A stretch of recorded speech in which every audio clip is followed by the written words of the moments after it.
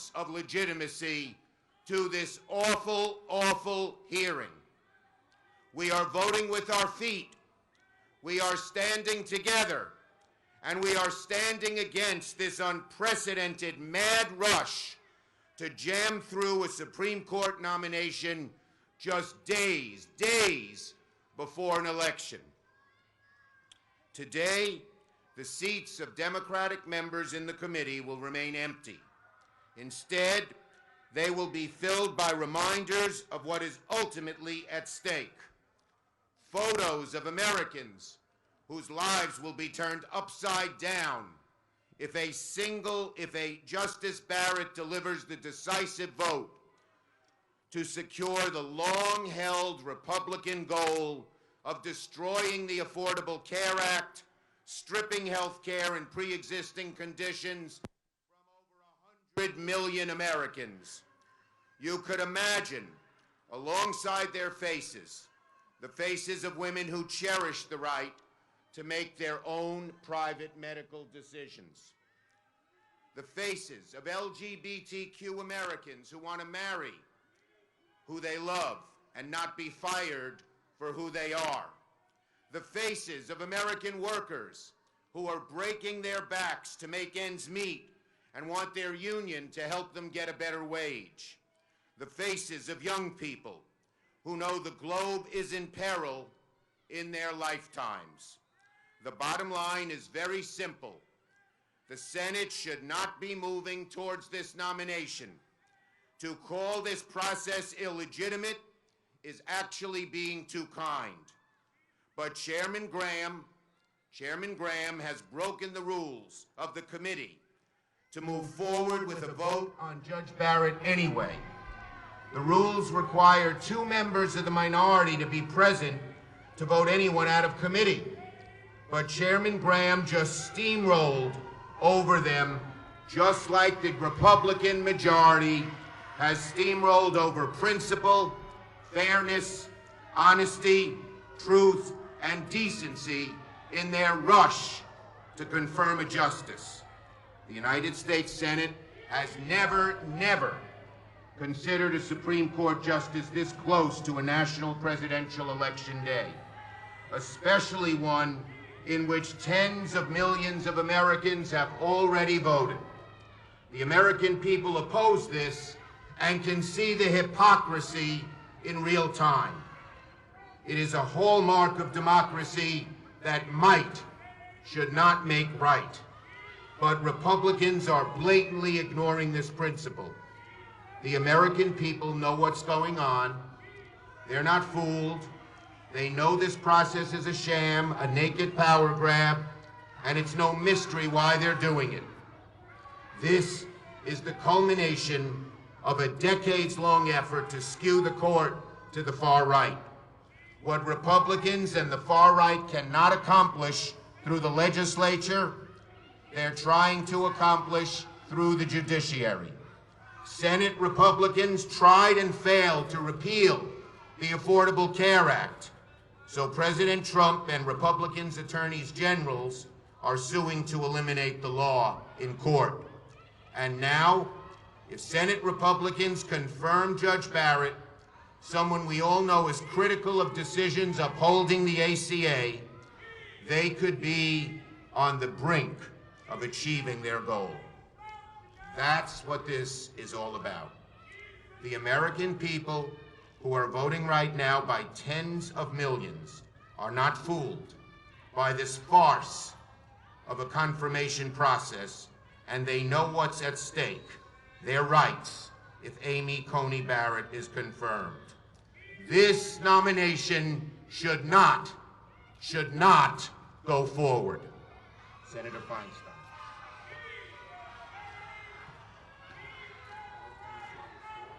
Good morning. Last week, committee rules were broken to set today's vote, and the Republicans broke the rules again by proceeding today without any Democrats present.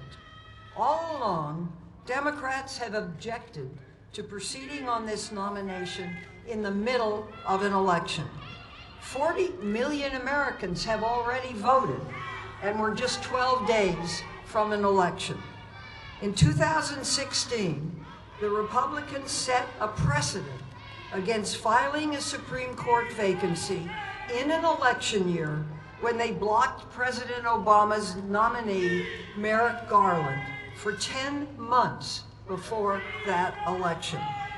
Then, in 2016, Republicans said it was necessary to hold the nomination until after the election in order to give the American people a voice at the ballot box.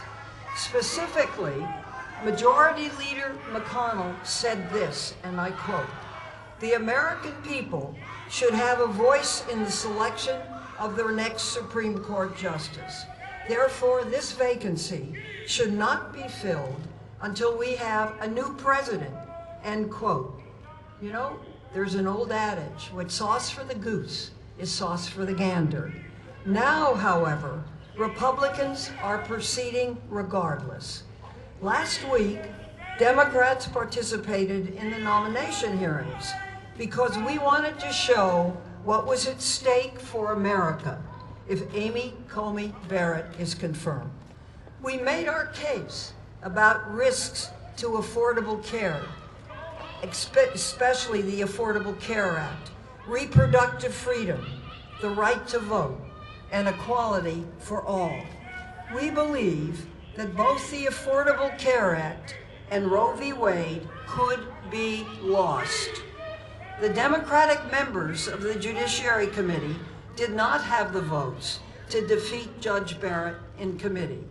At that point, there was no further reason to participate in a committee process that has been used to rush this nominee forward. I will be voting against Judge Barrett on the floor.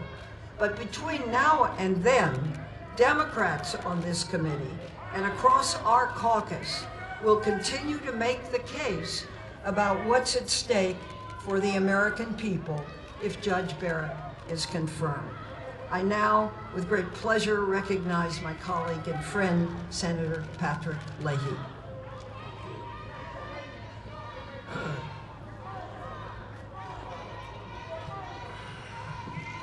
Thank you. As Senator Schumer and Senator Feinstein have pointed out, this hearing was anything but fair.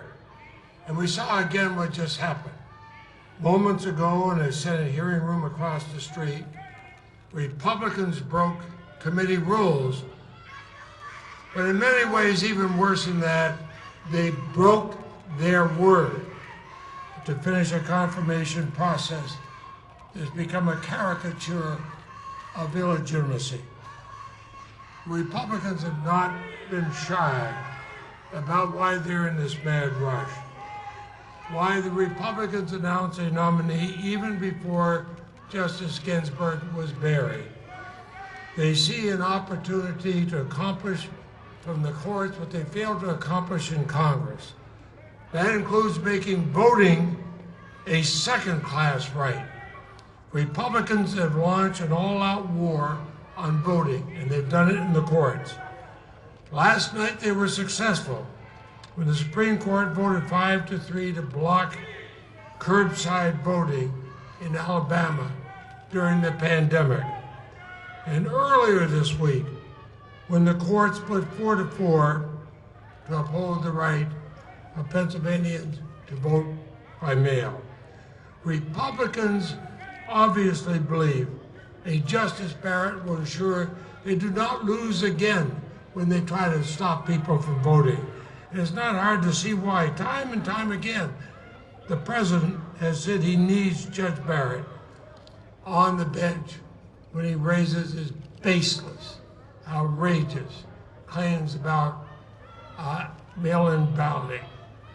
Another reason, and another Republican on the Senate committee says it's the entire reason they need her confirmed now before the election. President Trump says he has to have a nominee, has to have a Supreme Court justice who do what he wants her to do. And it doesn't bode well that during their hearing, Judge Barrett refused to stand up for even the most basic tenets of our democracy. She refused to affirm that the Constitution contemplates a peaceful transfer of power. She refused to acknowledge that voter discrimination exists when we all know it does. And she refused to recuse herself from any election dispute. Make no mistake, President Trump was listening, and he sees this as a green light to do whatever he wants. No matter the odds, we need to keep fighting this nomination. We need to do everything we can to protect our democracy, including passing my John Lewis Voting Rights Advancement Act. It's passed the House. Bring it up for a vote here and pass it here. The right to vote gives democracy its name. That means we have to be clear about what's at stake with this nomination. There is nothing more important for a government that claims to be for the people, by the people, and for the people. Not a dictatorship. And I yield now to Senator Durbin. Thank you, Senator Leahy. Today, on the floor of the United States Senate, we are discussing a Supreme Court vacancy. We should be talking on another topic. America is in the throes of the deadliest epidemic in more than a century. 222,000 Americans have died. Many states are reporting a record number of infections and death. In my state of Illinois, the governor has recently called on the restaurants in the 4 major counties surrounding Chicago to close because infection rates are out of control. It's personal. A dear friend of mine, feeling ill last Saturday, called her daughter and said, "I need to go to the hospital." She went to the first major hospital near her and was turned away because there was no room. She went to the second hospital, turned away, no room. Finally admitted at the third hospital. She passed away on Tuesday morning. We have reached the point now, her daughter said, where I couldn't even get mom into the very best hospital. That is the state of America today. You would never know it if you listened to the debate on the floor of the United States Senate, because Senator McConnell and the Republicans believe the priority for America is their political move to fill this vacancy on the Supreme Court. We should be passing a massive COVID-19 relief bill that would include testing, money for hospitals and clinics, money for schools, unemployment insurance, help for small businesses, help for the restaurant industry, the airline industry, and state and local governments. But Senator Mitch McConnell has no time for that. He has otherwise time only for political agenda. No time for coronavirus and the economy. No time for him to personally attend negotiations to try to come up with a massive COVID-19 relief bill to meet this national challenge. Senator McConnell and the Republicans have only one priority. It is political. They need to reverse the position they announced 4 years ago when they denied President Obama the opportunity to fill a vacancy on the Supreme Court. They need to deny the American people a voice in this selection process. They need to force through this nomination of Coney Barrett. Millions of Americans watched the Senate Judiciary Committee last week. They can draw their own conclusions. I'll tell you mine. Yes, her resume tells us that she has a lot of law in her head.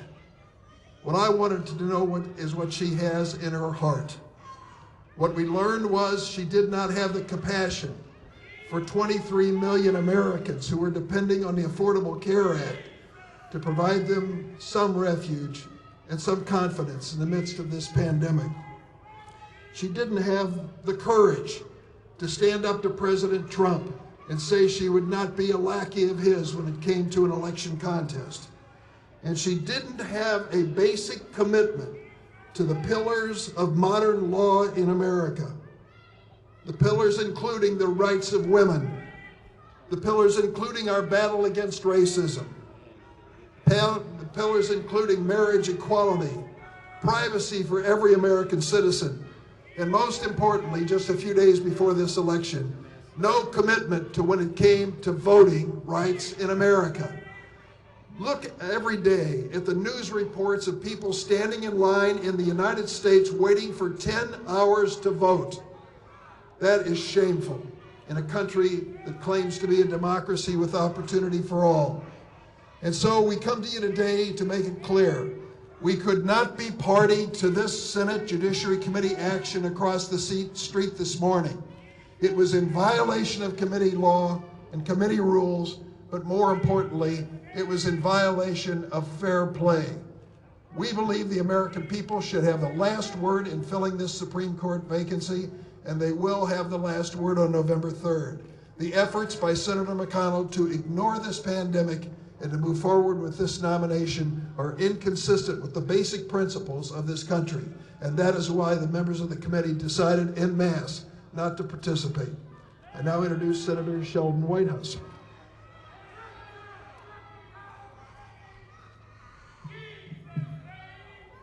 For the third time now, big anonymous donors seem to have bought their way to the table at which United States Supreme Court justices are selected for the third time. For the third time, big anonymous donors have written checks of $15 million and higher to pay for the campaigns for the confirmation of the selected justices for the third time. And for the third time, our Republican colleagues have broken every rule, every practice, every norm of the Senate, including ones they set themselves in order to deliver for the big anonymous donors a court that will serve their interests. They are turning that institution into a pantomime court that goes through the motions of adjudication but delivers the goods for the donors. This ain't over. And with that, let me turn it over to the distinguished Senator Klobuchar.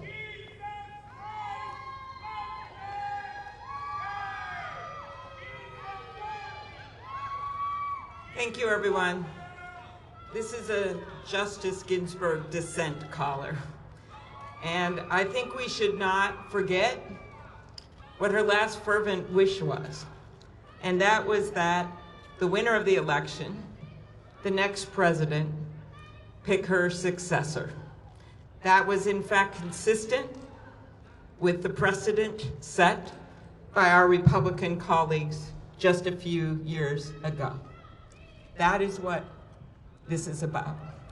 They have engaged in a sham, in violating their own precedent, in not listening to the words of the great Justice Ginsburg. Justice Ginsburg said that her dissents were blueprints for the future. As a rabbi noted in this great capital, they were not cries of defeat, they were blueprints for the future. And that is what is at stake in this election, because we can make our own blueprints for the future. We can make our own blueprints by voting. So the one thing I wanted to focus on today was something that Senator Durbin referred to. And that is, this is deeply personal for so many Americans. While the Republicans are ramming through this justice and spending the whole weekend on that, what should we be doing? Helping the families of this country, the moms that are trying to keep their kids on their laps while they've got their laptops on their desks. The moms and dads that are trying to teach first graders how to use the mute button. The seniors like my dad who got COVID, who I visited through a glass door not knowing if it was going to be the last time I saw him at 92 years old, and he looked so small in that room. People like my husband that got really, really sick and I didn't think was going to make it home. This is personal for everyone out there. No matter where you come down on this, this is personal. And this Republican majority and this president have chosen to make as their closing argument that they're going to push through a nominee whose record shows us just where she's going to come out on so many things. The Affordable Care Act is on the ballot. Voting is on the ballot. Women's rights are on the ballot. And this is our moment. So I do not stand here today with a cry of defeat, no matter what a sham this is. I stand here for Justice Ginsburg with a blueprint for the future.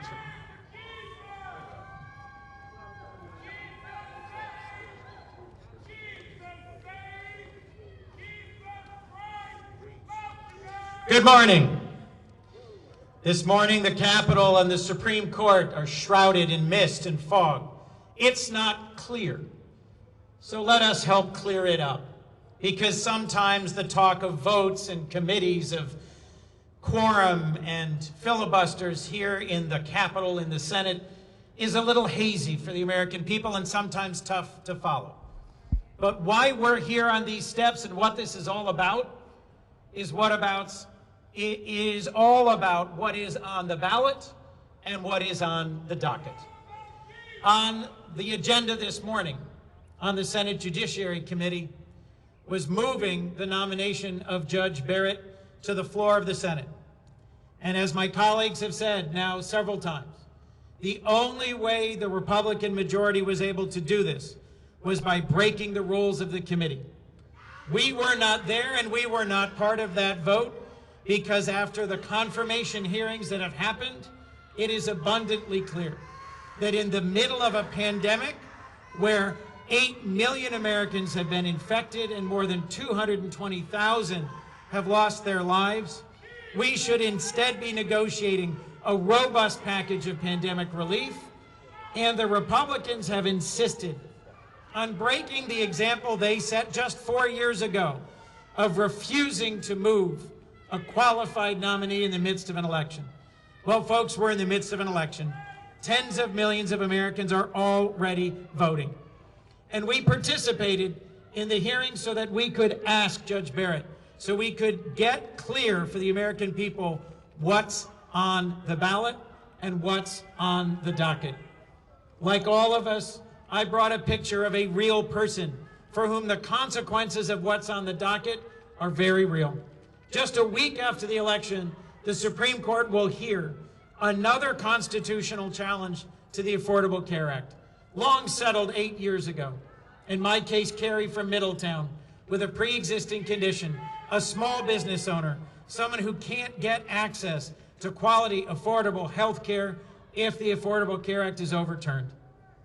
And in the confirmation process, I asked Judge Barrett, will you recuse yourself if this rushed and partisan, unprecedented process results in putting you in that court just in time to decide cases that arise from this election? Well, she hemmed and hawed. She would not commit to recusing herself from a decision that would hand the election to Donald Trump. Why is this even an issue? Because of what Donald Trump, President Trump himself has said. Over and over, President Trump has said, I want her rushed through so that a judge can sit on the court and overturn the ACA. I want her just rushed through so she can decide the election. And every member of the Republican majority in the Judiciary Committee and in this Capitol behind me has over and over voted to overturn the Affordable Care Act. This isn't about what Judge Barrett said in her confirmation hearings, because she mostly wouldn't answer. It's about what we all know is on the agenda, is on the ballot, and is on the docket. I asked Judge Barrett if she would simply confirm, as several conservative justices before her have, that the right to privacy, first recognized in Griswold versus Connecticut decades ago in 1965, was settled, was safe, was secure, was the sort of right that Americans can know is not on the docket and is not up for reconsideration. And unlike justices, both progressive and conservative, before her, she would not say so. Why does that concern me? Because her writings and her record show in Judge Barrett, a judge willing to go farther to the right than even Justice Scalia, who she's claimed as a mentor and a model, and to reach back, reconsider, and possibly overturn decisions that she and other conservative justices think were wrongly decided. What does that mean might be on the docket? The whole line of cases that recognize privacy, the right to love, the right to marry. Obergefell decided just 5 years ago, and don't listen to me, Justices Alito and Thomas just weeks ago raised their hand and said we should reach back and reconsider. So folks, they may be shrouded in mist right now, but I hope I've helped make it clear, as have all the Democrats standing behind me. We were not over in the Judiciary Committee markup this morning because we wanted to be clear. What was on the agenda, what is on the docket, what is on the ballot. This is personal. It's about long settled rights for millions and millions of Americans. In the middle of this pandemic, we should not be racing for the Republicans to confirm this partisan nominee who puts at risk hundreds of cases long settled. We should be delivering relief to the American people. Thank you, and with that, I'd love to hand this over to Senator Blumenthal of Connecticut.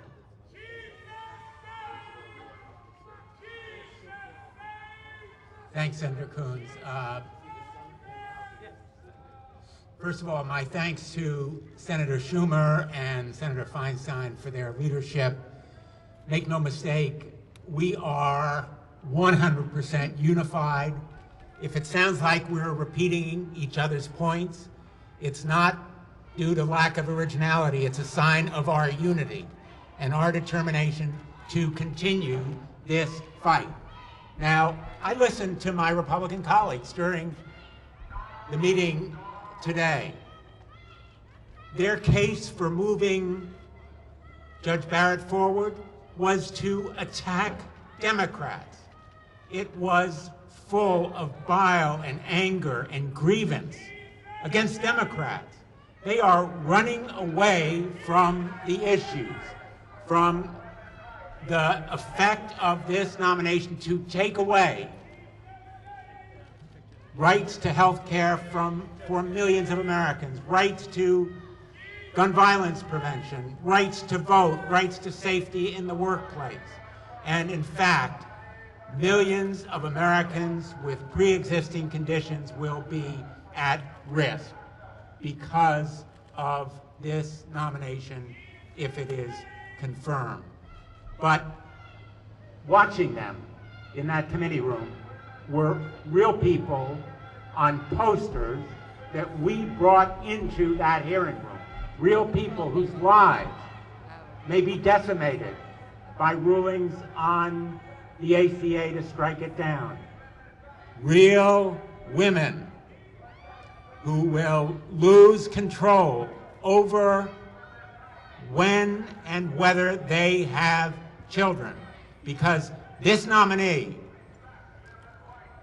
has said, in effect, the legacy of Roe v. Wade is barbaric. She has aligned herself with groups that would criminalize in vitro fertilization.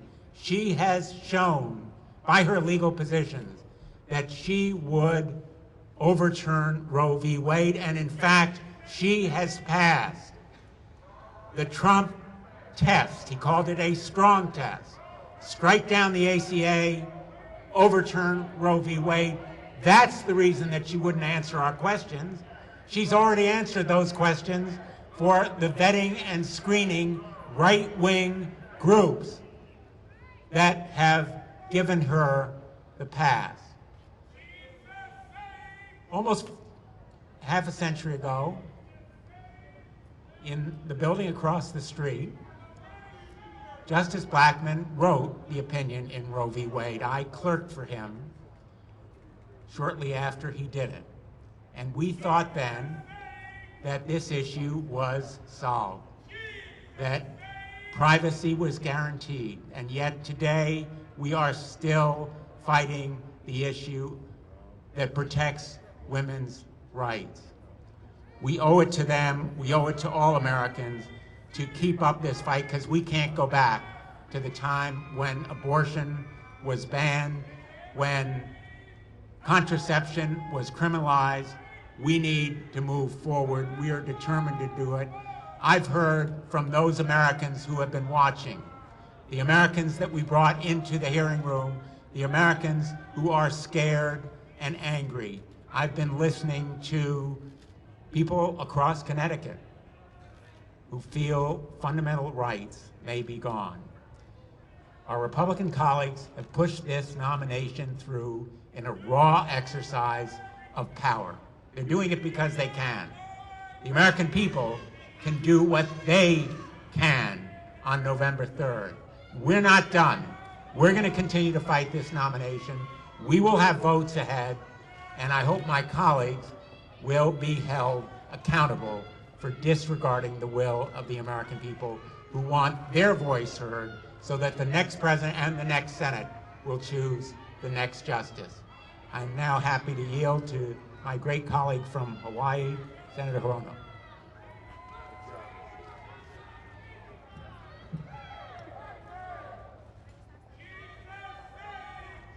Thank you. I am very committed to joining my colleagues in utter protest of what is happening with this nominee. These are not normal times. It's not normal times when we ask Mitch McConnell and the Senate Republicans, why are your priorities so screwed up that in the middle of a pandemic, we can't work on a COVID bill that actually helps people, and you're pushing through this nominee? It's not normal when that question becomes a rhetorical question, but here we are. So we all know that Amy Barrett presents a clear and present danger to the Affordable Care Act. Come November 10th, when the Republicans get their way, she'll be sitting there in the court to hear this case. She's already let it be known that she thinks Chief Justice Roberts made a mistake when he upheld the law, which means that if she had been sitting in that court, she would have struck down the Affordable Care Act then. She is a clear and present danger to so many of the rights that Ruth Bader Ginsburg. You know what? It wasn't long ago when we lost her. Have we forgotten all the things that she fought for? Equal rights for women, access to affordable care, LGBTQ rights, all the rights that Ruth Bader Ginsburg fought for, and that she actually listened to the people who would be impacted by the court's decisions. So I want to focus on one of these rights, LGBTQ rights. One of my colleagues mentioned Obergefell. 2 Supreme Court justices have already signaled, this is what they do, they signal, why don't we revisit Obergefell? Because there's no constitutional basis for same-sex marriage. This would be Justices Alito and Thomas. They're really good at signaling what they would like to have a chance to overturn. Now, Judge Barrett aligns herself with Justice Scalia, who wrote all of the major decisions against gay rights, including the last one was Obergefell. So you combine the fact that Judge Barrett aligns herself with the right wing, conservative wing of the Supreme Court. She is very much in line with her mentor, Justice Scalia. Combine that with her outlier view of precedent, where she says it is up to every justice to decide for herself what the Constitution requires, and if precedent does not align with that, down goes the precedent. That is why Roe v. Wade is at risk. That is why Obergefell is at risk. That is why so many of the rights and protections that Ruth Bader Ginsburg spent her whole time on the Supreme Court fighting for are at risk. And that is why I stand here with my colleagues in protest of this nominee. And guess what? There are already 40 million people who have voted. They know what's at stake. They are listening. The Republicans hope that people are not paying attention, but they are. I now want to turn to my good friend, Cory Booker.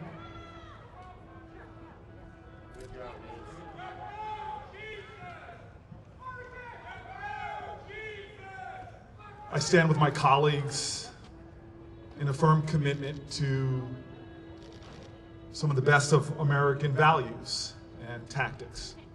I stand with my colleagues with a commitment to non-cooperation with that which is wrong and boycott of that which is unacceptable. We stand resolute and in lockstep with tens of millions of Americans of all backgrounds, all persuasions, all political parties, in the firm belief that what Senate Republicans are doing right now is wrong. They are violating processes, they are violating rules, they are violating conscience, and they are violating their own words. It is a difficult thing to witness such bitter violence against your own words. But I stand also with my colleagues in this resolute, firm belief that we will continue the fight. Even though we stand at a point where, in the midst of a pandemic, we do, almost literally, are walking through the valley of the shadow of death. At a time that our country needs the best of us, we have fallen into a rank partisanship that is failing us. Instead of coming together to claim the high ground of action on the crisis, we are descending into the low ground and quicksand of a power grab that will go down in history as one of the darker moments of this institution. And so today I stand with my colleagues and I lean upon the truth of our history that has not been absent of wrongs from this institution to that one. I stand with them in an understanding that in this great nation, America has shown an extraordinary alchemy, the ability to turn dark, dark days, dark, dark nights into new days of hope, the ability to turn wretched wrongs into pathways of redemption, the ability to take from tragic defeat new possibilities for greater victories. And so today I join with my colleagues in a great tradition of non-cooperation and boycott of these proceedings. But I also join with them arm in arm, like so many of our ancestors did, and say resolutely, in the words of those whose sacrifices ensured my very presence here, we say, we shall overcome. Thank you. Thank you, everybody. Do you have time for questions? Senator Schumer!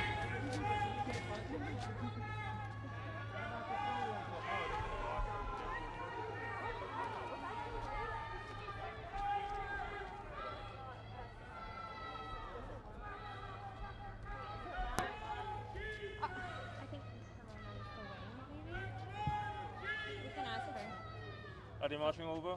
We don't know. I heard that they're marching over. They should be, but I don't know all of them. Senator Hirota.